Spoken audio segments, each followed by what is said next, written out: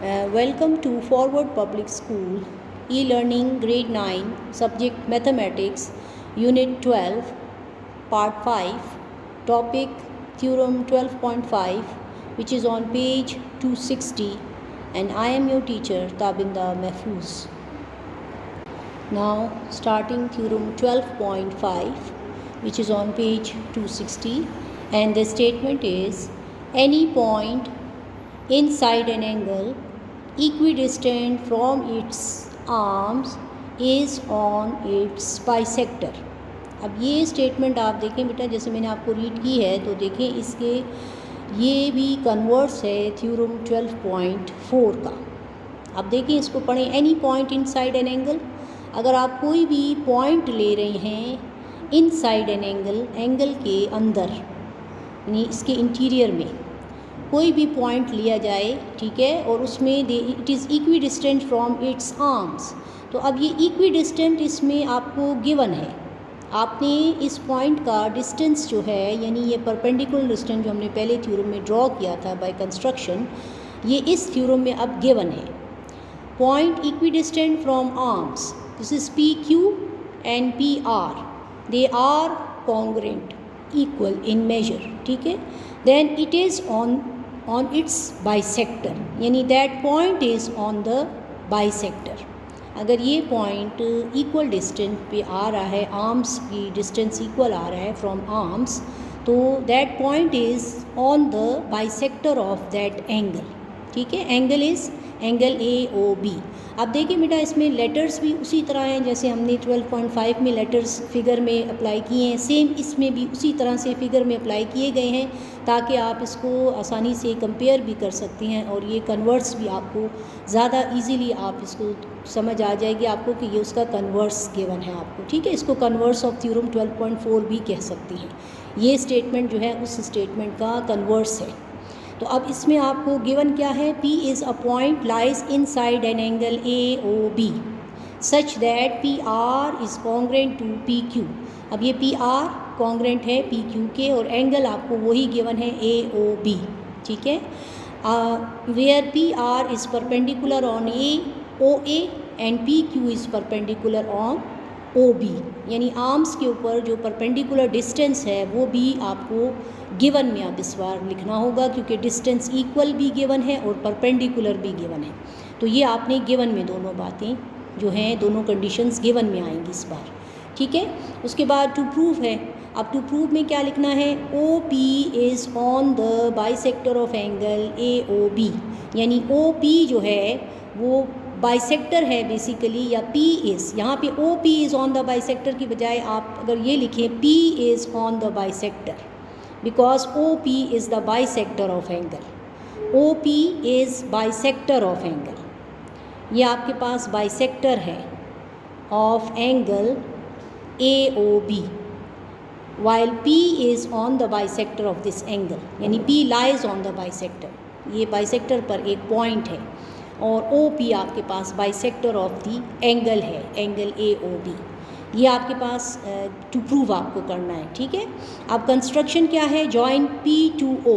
अब इसमें सिर्फ ये जॉइनिंग आपने दिखानी है, P से O की जॉइनिंग जो है ये अब आपने बेटा जॉइन करके, डॉटेड लाइन में इस वक्त तो इन्होंने कंप्लीट ड्राइंग से बताया है, लेकिन अगर आप डॉटेड में बताना चाहें तो ये कंस्ट्रक्शन डॉटेड में हमेशा करेंगे। और ये जो आपको इस बार इन्होंने ब्लू लाइन से ये जॉइनिंग दिखाई है PR और PQ की, अगर आप इसको कंप्लीट ड्राइंग में दिखाएं, क्योंकि ये गिवन है, तो ये बुक में छोटी छोटी मिस्टेक्स कह लें, थोड़ी सी उनसे वो हुई है, मतलब एक्सप्लेनेशन में थोड़ा सा ये हुआ है। तो आप इसको अगर उसी कंडीशन, एक ही कंडीशन से करें सारे थ्योरम्स को, तो फिर आसान होता है, ठीक है।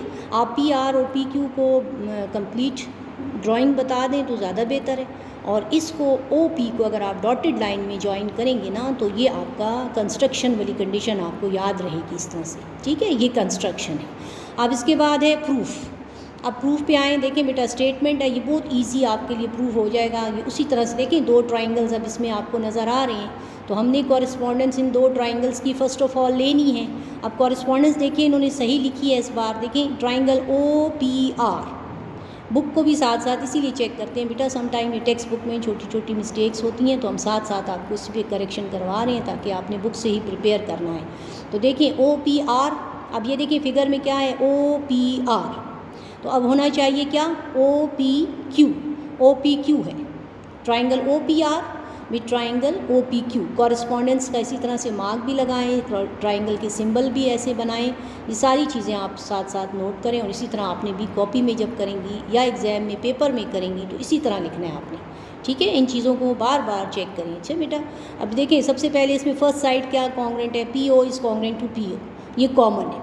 ये देखिए पी ओ दोनों ट्राइंगल्स में आपको मिलती है, तो ये कॉमन साइड है या सेल्फ कॉन्ग्रेंट जिसे हम कहते हैं। अब इसके बाद है P R with P Q, ये इक्वी डिस्टेंट फ्रॉम आर्म्स आपको गिवन था, तो ये देखिए P R and P Q, first triangle में पी आर है साइड, और सेकंड जो ट्राइंगल जिसकी कॉरेस्पॉन्डेंस ले रहे हैं तो ये पी क्यू है, ये भी आपका गिवन है, ठीक है। और परपेंडिकुलर, चूँकि आपको डिस्टेंस भी गिवन है, परपेंडिकुलर भी आपने लिया है गिवन में, आपने ये दो कंडीशन आपको इस बार गिवन है, तो ये दोनों गिवन में आ जाएंगी। Angle P R O with angle P Q R, P Q O, P R O and P Q O, देखें P R O and P Q O, ये राइट एंगल है, देखिए ये राइट एंगल के mark भी लगे हुए हैं, तो ये दोनों राइट एंगल्स हैं। अब इसमें आपके पास ट्राइंगल क्या है, अब आपके पास triangle O P R is congruent to triangle O P Q, ये ट्राइंगल कॉन्ग्रेंट है बिकॉज ऑफ ये, अब इसमें इन्होंने एस एस ए लिखा है, ये पोस्टुलेट जो है ना बेटे ये गलत हो रहा है। अब देखिए राइट एंगल उसी तरह दोबारा इन्होंने दिया हुआ है, वन राइट एंगल है और साथ इसमें लेग भी है और हाइपोटेन्यूस भी है, तो ये एच एल पोस्टुलेट जो है वो इसमें है, ये एस एस ए वाली कंडीशन जो है ये गलत है, इसको आप एच एल या एच एस भी लिख सकते हैं, ये एच एल पोस्टुलेट है, H L is congruent to H L, या एच एल की जगह लेग को हम साइड भी कहते हैं, तो एल की जगह आप एस भी लिख सकते हैं, ठीक है। आप एच एल या एच एस पोस्टुलेट है ये, ठीक है।